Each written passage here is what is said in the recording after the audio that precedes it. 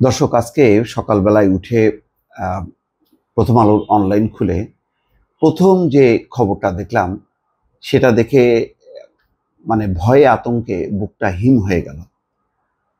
আমি জানি যে এই খবরটা অনেকের নজরে পড়েছে এবং সাম্প্রতিক যে পরিস্থিতি দেশের, তাতে এই একটা দুইটা খবর কিন্তু মানুষের মনে আতঙ্ক জাগাচ্ছে।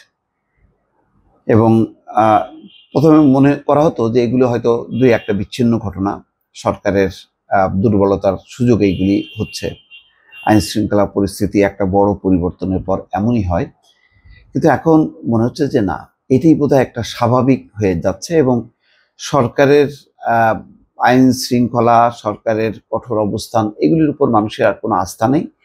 বিশেষ করে অপরাধীরা, তাদের যে তৎপরতা, সেটা দেখে বোঝা যায় যে যে কোনো অপরাধ এখন প্রকাশ্যে সংগঠিত করা যায়। অথচ এত সিকিউরিটি ক্যামেরা চতুর্দিকে, সবার হাতে হাতে মোবাইল, চতুর্দিকে সিসি ক্যামেরা, তারপরেও কিন্তু যারা অপরাধ করছে তারা থেমে নেই।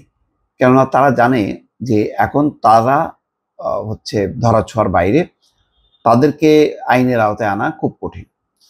দর্শক, আমি এতগুলো কথা বললাম। উত্তরায় দম্পতির উপর রামদা নিয়ে প্রকাশ্যে হামলা, ভিডিও ভাইরাল। এমন একটা ভিডিও ভাইরাল হয়েছে, বহু মানুষ ইতিমধ্যে দেখছে দর্শক, যার কারণে এটি এখন সংবাদ আকারে সামনে এসছে। একজন নারী ও একজন পুরুষের উপর দুজন ধারালো অস্ত্র দিয়ে হামলা করেছেন। তারা বাঁচার জন্য চিৎকার করছেন। এমন একটি ভিডিও গতকাল সোমবার রাতে সামাজিক যোগাযোগ মাধ্যমে ভাইরাল হয়। পুলিশ জানায়, গতকাল রাত 9টার দিকে রাজধানীর উত্তরা 7 নম্বর সেক্টরের 9 নম্বর রোডে এই ঘটনা ঘটে।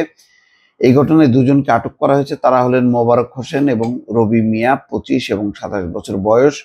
পুলিশের তথ্য মতে হামলার শিকার হওয়া দুজন স্বামী স্ত্রী বেপরোয়া গতির একটি মোটরসাইকেল একটি রিকশাকে ধাক্কা দেয়। এর প্রতিবাদ করেন স্বামী স্ত্রী। তখন তাদের উপর ধারালো অস্ত্র দিয়ে হামলা করেন ধাক্কা দেওয়া মোটরসাইকেলের দুই আরোহী। তারা স্থানীয় অপরাধী চক্রের সদস্য। দর্শক, পরিষ্কার, তার মানে এরা অপরাধী চক্রের সদস্য। ধাক্কা দিচ্ছে, ছিনতাই করছে, যা খুশি তাই করছে। এরা ধরাছোঁয়ার বাইরে, অথবা এদের পেছনে হয়তো আইন শৃঙ্খলা বাহিনীর কোনো কোনো সদস্যদের আশীর্বাদ আছে।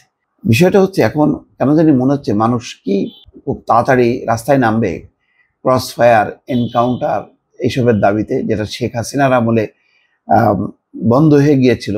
এবং শেখ হাসিনা এই এনকাউন্টার, ক্রস ফায়ার, এই যে নাটকগুলো, এগুলি করতো বিরোধী দল মতকে দমন করার বিরুদ্ধে। যদি এগুলি অপরাধীদের উপর প্রয়োগ করতো, তাহলে বোধহয় ক্রস ফায়ার, এনকাউন্টার খুবই একটা জনপ্রিয় বিষয় মানে হয়ে থাকতো। এখন কি আসলে সময় এসছে কিনা যে এই অপরাধী নির্মূলের জন্য এনকাউন্টার, ক্রস ফায়ার? আমি দর্শক, এটা খুব আবেগ এবং মানে কি বলবো, মানে অধৈর্য হয়ে এই কথাগুলি বলছি। আমি জানি আমার এই কথাগুলো আপনাদের কাছে গ্রহণযোগ্য হবে না, কিন্তু পরিস্থিতি মনে হয় সেদিকেই যাচ্ছে। এখন সাধারণ মানুষ তো, তার নিরাপত্তা দরকার, তারকে বেঁচে থাকার জন্য তাকে রাস্তায় নামতে হবে, তাকে রাস্তাঘাটে চলতে হবে, বিভিন্ন জায়গায় যেতে হবে। তো তার যদি নিরাপত্তা না থাকে, সে যদি এরকমভাবে আক্রমণের শিকার হয়, তখন কি করবে? তখন তো মানুষই বলবে যে ভাই, আমাদের বাঁচার জন্য যা খুশি তাই করেন। ওই বিচার টিচার, আইন, পুলিশি ব্যবস্থা, এগুলি দিয়ে চলবে না। আর এগুলি চলে না। এগুলি যদি চলতো, তাহলে তো এই ঘটনাগুলো দিনকে দিন বাড়তো না। দর্শক, ভালো থাকবেন। আল্লাহ হাফেজ।